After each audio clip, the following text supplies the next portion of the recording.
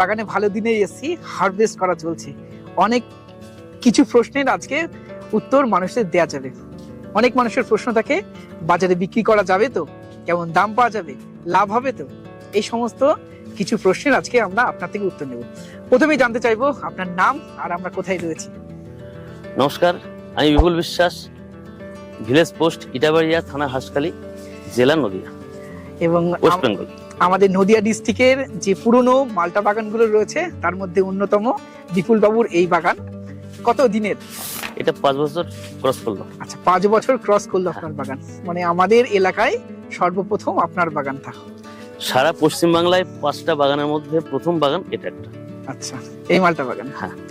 কতটুকু জমির উপরে রয়েছে? এটা 3 বিঘা। কতগুলো গাছ রয়েছে?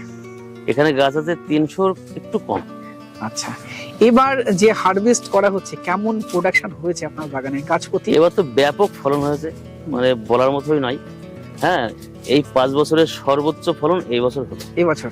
হ্যাঁ। আচ্ছা, গাছে যত ম্যাচিউর হচ্ছে ফলন কি তত বাড়ছে? অবশ্যই। আচ্ছা, তো এক এক গাছে কত গুলো করে মালটা ধরেছে আনুমানিক?